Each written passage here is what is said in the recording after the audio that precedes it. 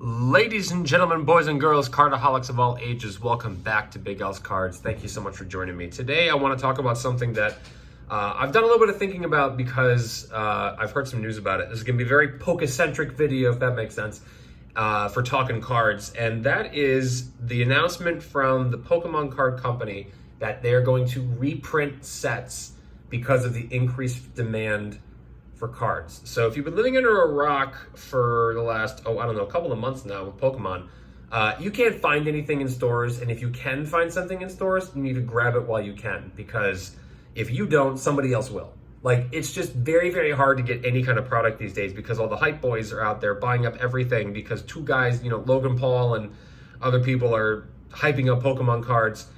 And, average collectors having a harder time getting things. I work an 8 to 5 job, so it's kind of hard for me to go to Target and try to find something all the time, or go to Walmart and find something all the time. If I need to go to a hobby shop, I'll do it, but that's beside the point. You've got all the people buying up everything. So the Pokemon card company saw this, and instead of trying to find a way to get it in the hands of actual collectors easier, whether that be through online sales, limits, creating ways to make it easier for everybody to get something while imposing limits, they're going to reprint older sets.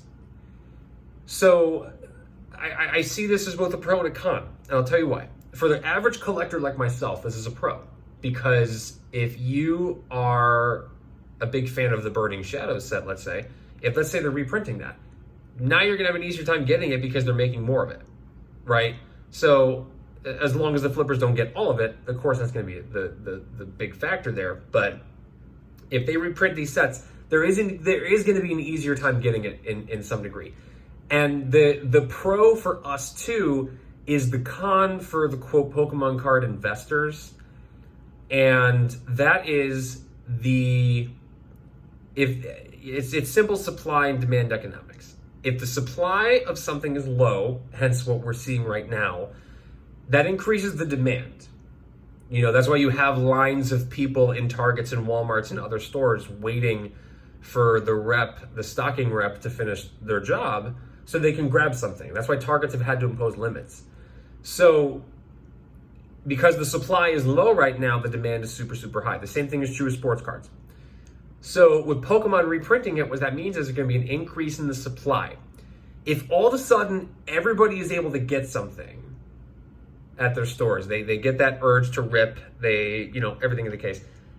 What that means is, because the supply is increasing and is more readily available, there's going to be less of a demand. There will still be a demand for Pokemon cards. I have absolutely no doubt of that. But the frenzy that we're seeing right now will change just slightly. I think because if they're increasing these print runs, they're making more cards available, even older sets that haven't been in circulation for a while. If they're making those available, what that means is the single cards in that set are going to be more available too. So I'll give you an example. Let's say that they reprint Vivid Voltage. You can't really find Vivid Voltage too much anyway. I mean, it was kind of hard to find when it came out, and now it's almost impossible, at least for me. So you go into a Target, there's a whole bunch of Vivid Voltage. This is like print run number 2 or print run number 3 or whatever. They just keep pumping these things out there. So look at this Pikachu VMAX in the background, all right? That Pikachu VMAX in the background there sells right now, PSA 10, between $250 and $300. If there's an increase in Vivid Voltage print runs, which means there's an increase in Pikachu VMAX cards, there will be an increase in people submitting it to PSA, which means there's an increase of graded 10 Pikachu VMAXs on the market. There's a huge supply, there's not as much demand. Therefore, if I decide that I ever have to sell that card, I have to lower the price in order to get it sold. The demand affects the price. So for those of you who are Pokemon card investors, you might consider getting what you can now. You might consider selling something now. Let me give you an example of that again. If they decide to reprint Evolutions, let's say, and you have the base set Charizard reprint with like the new attack and HP and everything, So that card sells pretty well. I want that card very much just for my own collection because I had a base set Charizard and it got lost in a house fire. So you have a whole bunch of Charizards being added to the market. The price of that thing is going to decrease. The hype is eventually going to die down, which means if you are a Charizard investor and you're trying to hold everything until every Charizard is like worth $1 million, it's not going to happen. The same thing is true with like the Rainbow Rare Pikachu VMAX. I have one. It's up for auction right now on eBay because I have expenses for a wedding coming up. It sucks that I can't keep it forever, but that's life. I'll get like the little metal custom card thing. So you have, again, with Vivid Voltage, if right now that card sells for between $1,200 and $1,400 PSA 10. If there's a whole new supply of Rainbow Rare Pikachu VMAXs entering the market because of a Vivid Voltage reprint, that means there's a whole new set of Rainbow Rare Pikachu VMAXs going to PSA, flooding eBay, and being sold online. So the supply of that card, which I feel like is already pretty high, there's a lot of Rainbow Rare Pikachu VMAXs on eBay right now. If there's a whole bunch more hitting it, the price of that card is going to decrease because they can't sell it.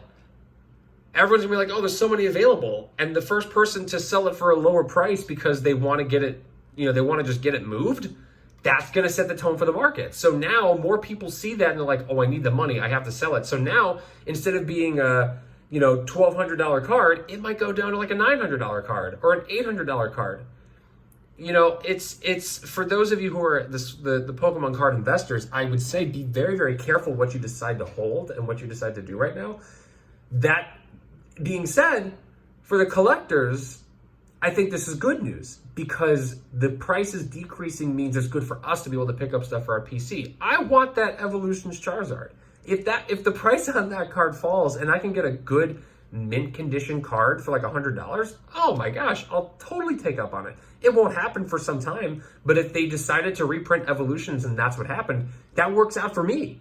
I don't have to pay the large prices to get that card because now there's more of them available, which means people are going to have to sell it.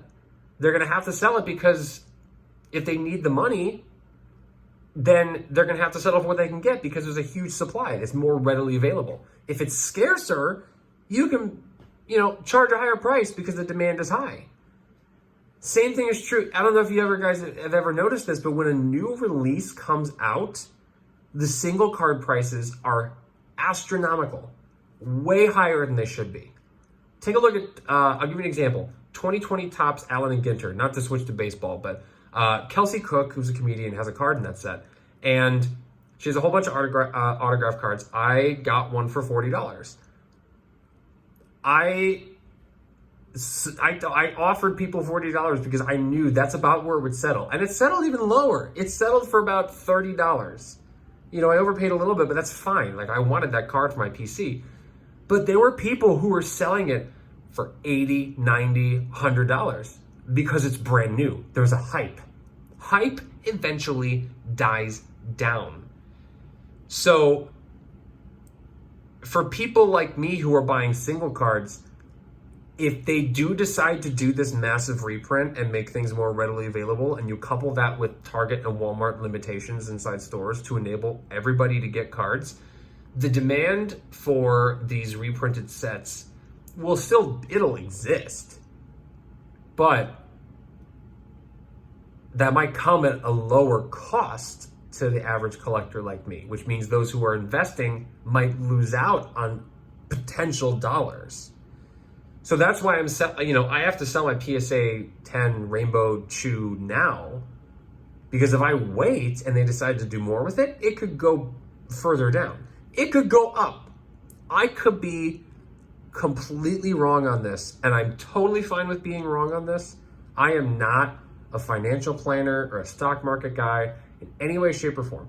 I form my opinions based on what I know of supply and demand and what I see happening. So again, I could be wrong. And if I'm wrong, I'm fine with that. I'm okay with that. But this is why I'm not a card investor. This is why I'm an average collector. Because the investment side of things, the Pokemon or sports cards or whatever, is way too scary right now, I think. If print runs continue to increase, we are going to see a market correction.